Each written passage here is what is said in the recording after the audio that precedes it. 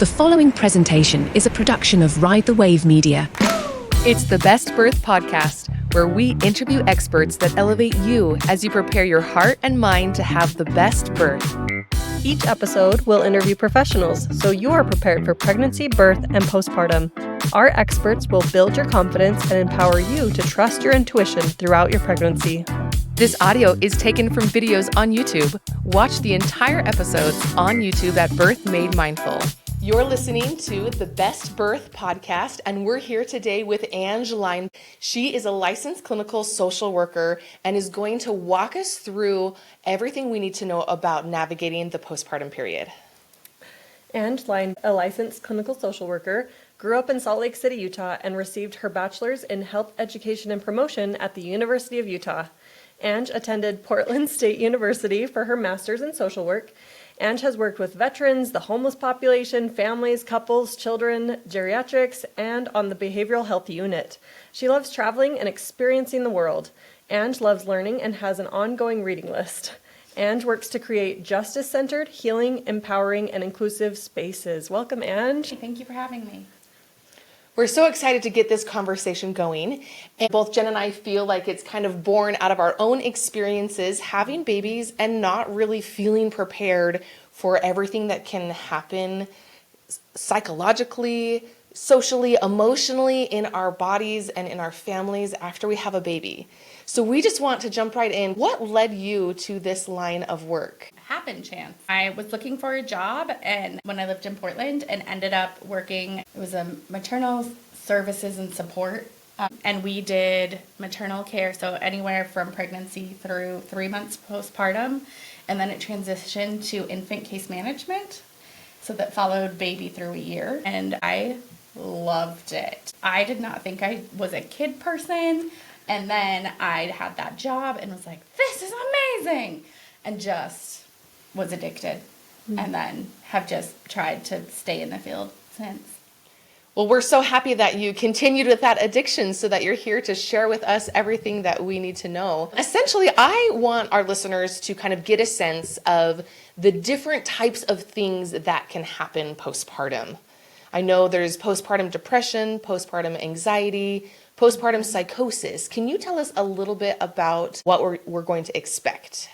Yeah, so the first thing I just want to really clarify is that this can also happen while you're pregnant. When we say perinatal period, that's really anywhere from conception through research changes, but essentially like 5 years. Postpartum, right now I think that they're at a 2-year window. And so you could experience depression, anxiety, some of those things during pregnancy, and they could go away after birth, or they could get worse. So yes, there are a ton of different diagnoses. Everybody is very worried about postpartum psychosis. It is very rare. It is scary when it does happen, which is why it's really important to see specifically trained providers. Most likely people will experience baby blues after birth. So they will have birth and then they will have birth. Mm-hmm. Yeah, and then they will, for the next 2 to 3 weeks, maybe experience some like sadness. It's hard to say, right? Because you have just had a baby and gone through a very like intensive thing. And so I would think that a normal response, like if anyone had surgery or something like that, right? It would be like, oh, I'm stuck in my bed and I'm sad and I'm lonely and all these things. But the worry is if this continues on after 2 to 3 weeks, or it is totally debilitating and persistent and disruptive, that's when it becomes concerning. If you notice a change in, and again, this is silly because you have a newborn baby you're caring for, but like if you notice a change in your sleep schedule, like sleep is so important. So I know that people get up and feed and do all of these things, but coming up with a plan to make sure that you're getting enough sleep is going to be my number one recommendation for everyone. But like if you have a change in hygiene, or you have no motivation to get out of bed, or it's a lot of the like postpartum depression, anxiety, things like that can look similar. And so again, trying to find a provider that understands the nuances between like anxiety or postpartum OCD or PTSD are going to be really important. But it's as a partner, I guess, or person who's helping the birthing person to watch out for giant kind of those giant behavior changes are the most obvious. Some other things are like gatekeeping around the baby. So like, I'm the only one that can hold the baby and keep them safe. Even partner, like you don't want them to watching the baby when they sleep, like obsessively watching the baby when they sleep, things like that. I have to share, when I had my first son, we loaded up in the car, and I think I was just going to pick up something at Kohl's. Maybe it was like an outfit. But we passed a man who was homeless on the side of the road, and I just started bawling. It was like the biggest emotion that I've ever felt. And I just remember thinking, that gentleman has a mother. And I was so emotional. I was so sad. And I remember thinking, this can't be natural. And the feeling passed pretty quickly, but I do remember like that distinct element, emotional sadness, just like realizing like, I'm a mom now and that man has a mom somewhere. I love that helped you empathize more. That's amazing. You often hear intrusive thoughts that come with postpartum anxiety or depression, or maybe any type of depression. And you mentioned sleep. So is sleep more correlation or causation, or there's probably a lot of causes? Anyone who does not sleep, right? Whether you have a new baby or not, is at some point going to break, right? Like that's one of the like torture things that people use, right? Is lack of sleep. Now you add trying to recover from a big like body transition plus caring for a little newborn. And if you're also the food source, like there's so many different levels to that. But sleep is the number one key. That's one of the first things I ask is like, how many hours of sleep are you getting in a 24-hour period, and how many of them are consecutive? Because you need to be able to go through the sleep cycles to get rested. It can't just be like, oh, I closed my eyes for 3 minutes and now I'm great. And I think that there's this idea of being super mom or super parent, and you've got to be on 24/7, and it's just not realistic, and it's going to burn everyone out and cause a lot of potential mental health concerns. My friend said she was having hallucinations her first year because of sleep deprivation.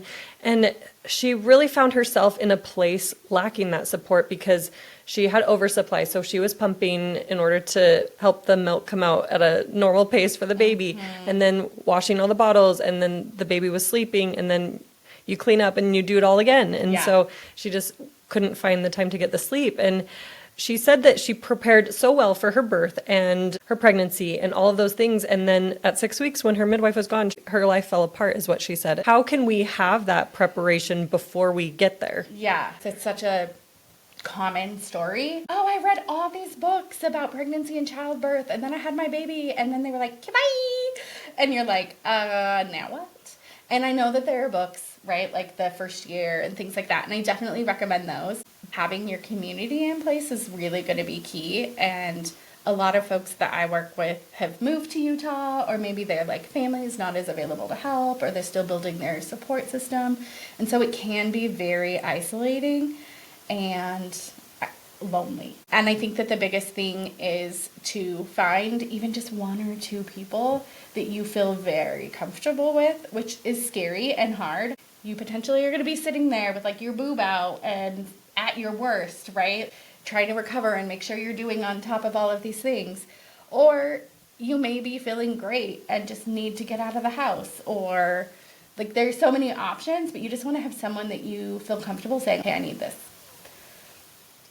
Yeah, trying to pick your person. Yes. Selecting a friend, selecting a family member, somebody who can be your go-to. I remember in the births of some of my friends where I have decided I want to be that person for them. Like I want to check in with them often. I want to bring them the meal, just show up on their doorstep and leave that nursing bra or whatever it is they need at that time without any expectation that they're going to entertain me or spend time with me, but just making sure that individuals know they have a network, they have a community, they have people that love them.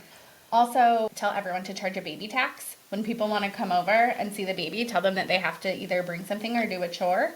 And if they feel uncomfortable doing that, write a bunch of stuff down on a stick, like popsicle sticks, and just pull it out so it feels random. And then it's like, oh, today when you come over, you need to do the dishes.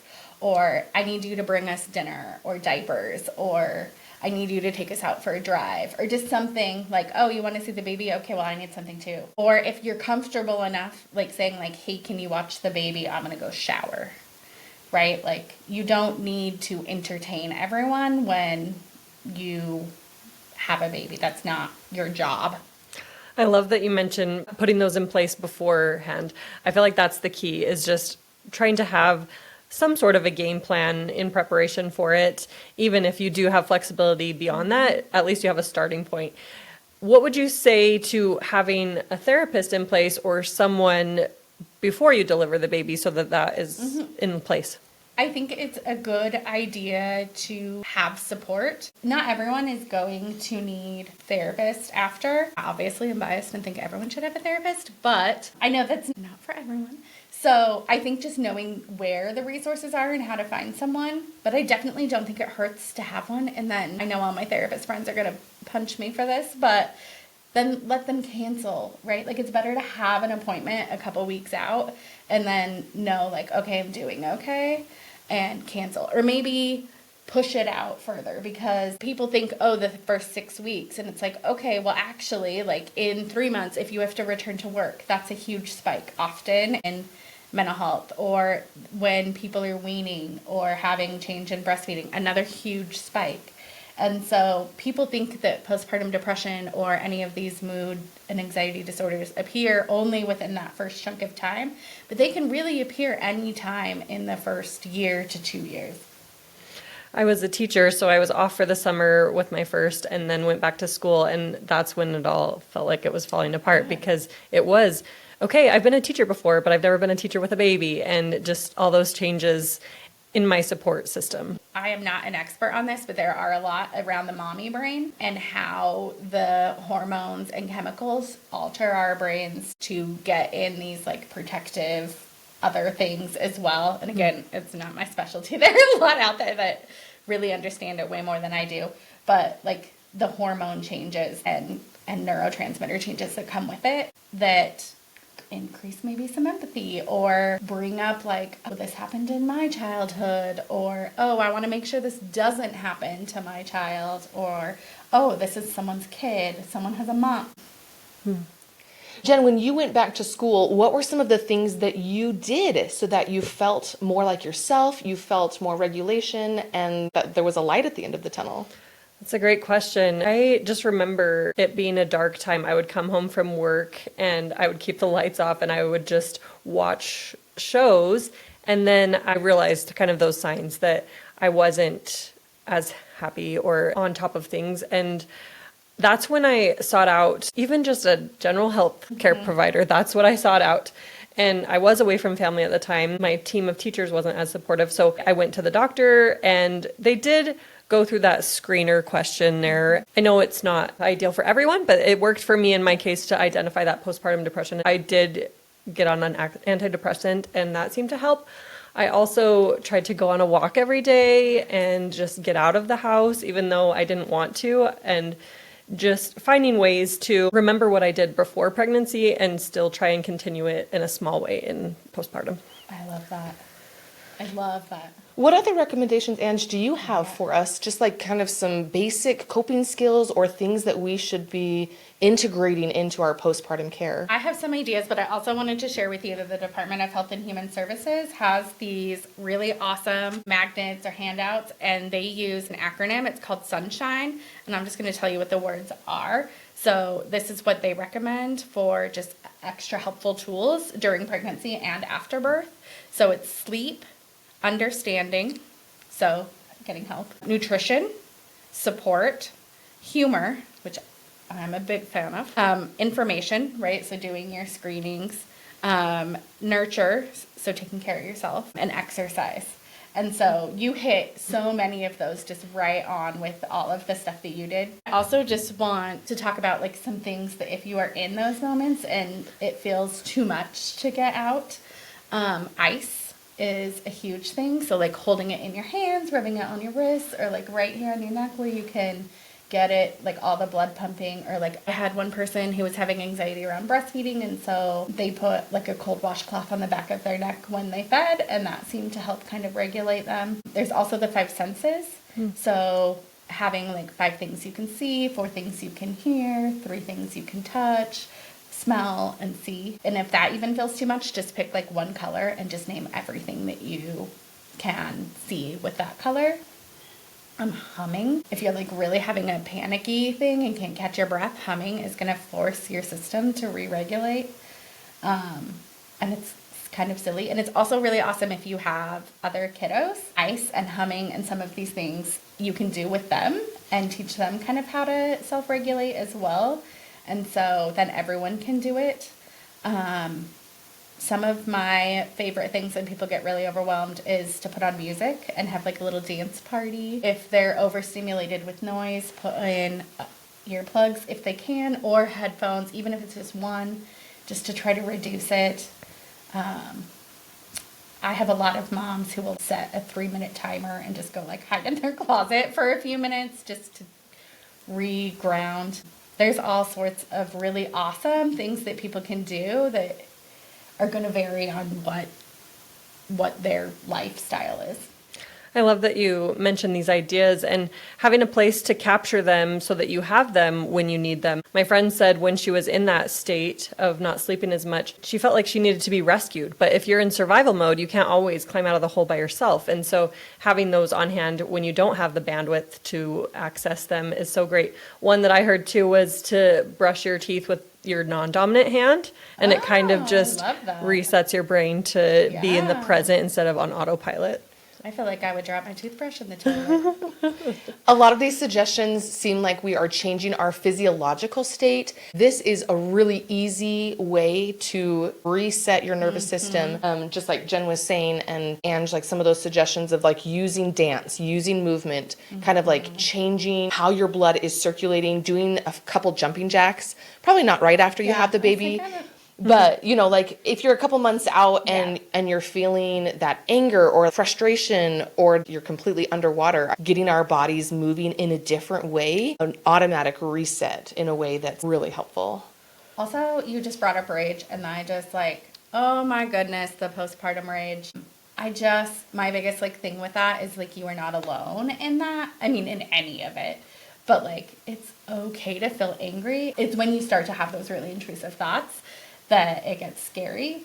But postpartum rage is becoming such a thing, and I think that that's really a clear, like, you need a therapist. Like, let's process through some of that. I run a group called the Mommune, and it's a group of moms that come together, talked about the need for community in their perinatal experience, and joke around that we need a commune so that we can like rotate sleep and things like that. So it's morphed into the Mommune. We do activities, and one of the ones we did was rage, and we talked about rage, and then we talked about like how we process it. And I don't recommend this because it's not always healthy, but we did it in a way that it was, and we processed out and had people write on dishes, and then we had them smash the dishes. So we made like a little rage room in the parking lot and let people go out and throw them. I don't recommend like hitting or violence, right, for a rage expression. But I think it was really good with the processing piece. What is making me feel this way? How do I express it? If you are having rage, it's, again, something that you need to talk to your partner, talk to a therapist to really get to the root cause. And again, make sure you are eating and sleeping. And learning how to express rage. So you mentioned like, taking that thought, writing it on that dish and throwing it. You could also take an egg if you find a place that, you know, will allow you to toss some eggs, probably not at somebody's car or house, but having that action, that physical force of like getting it out of your system, like allowing the emotion to leave your body. Yeah, I know that everyone recommends soothing music. I'm like, put on an angry song and dance it out. Or do some like high intensity interval training or something if your body allows, right? If you've been cleared, and get the energy out that way so that your brain isn't associating rage with violence, right? Like, so we don't want them like punching by default, because some of these coping skills, we really want people to do all of the coping skills when they're not escalated as well, so that it becomes second nature. Like I tell them, when I work with moms, like, okay, you don't wake up one morning and become an Olympic athlete. You might have the skill set. You have to practice and practice and practice and practice. And it's the same with coping skills. You have to practice and practice and practice when you need them and when you don't need them, so that it becomes second nature. And many of the suggestions you've shared today, they are free, they are easily accessible. They are something you can do right in the moment. The thought of like getting out and going to do something can be very overwhelming, although I would love for all moms to be able to do that. But I know it's not always possible. So I'm trying to think of things you can incorporate in your home or your yard, or if you have older or like toddler age kids, I always tell them to go run through the sprinklers with them, especially when it's so hot outside. Like that's a really fun reset, or like go jump in the snow pile or something, because that's going to force you, as well as going to get some of that movement and energy out, and it's also going to be a cold shock to your system, which is going to help you re-regulate and the kiddos re-regulate. We've talked about sleep, hygiene, and rage. Are there any other signs we should be watching for with this postpartum depression or needing help? Isolation is going to be a huge piece, and I think that that's where it gets really tricky if folks are already kind of isolated. Like during COVID, that was a big thing. So trying to make sure that there is at least one person outside of the home that can support.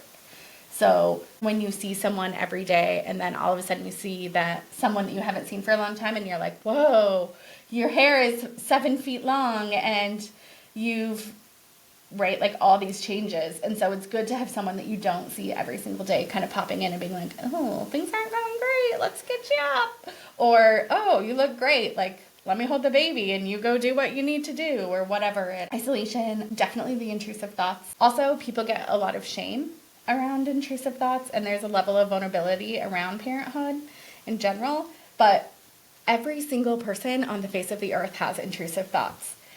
And anytime, right? Like, and it can come out of nowhere, right? Like you can just be fine and happy and driving along one day and being like, oh, I could run into that wall, right? But the difference is I really encourage people to talk about them. And I know that that is scary. And I know that it is vulnerability, but it's so important to name them and just be like, here's what I'm thinking. It doesn't mean you're going to act on them. And that's really the difference between that intrusive thoughts versus like psychosis, where there's like that out of body, right? Like the hallucinations and like delusions and paranoia, understanding those differences. But if you're saying like, oh, I'm worried I'm going to crash my car while I'm driving my kids, versus like someone is telling me that my kids are whatever. And those are the big things. If people are concerned, again, reach out to a therapist, doctor, even if it's just like call your OB and tell them what's going on. They will get you back in. I know it feels like you're like bye-bye after 6 weeks, but they'll get you back in. Also, having other support in place, right? Like there's so many resources, like there's lactation and pelvic floor and doulas. There's so many things that you can engage in your perinatal period.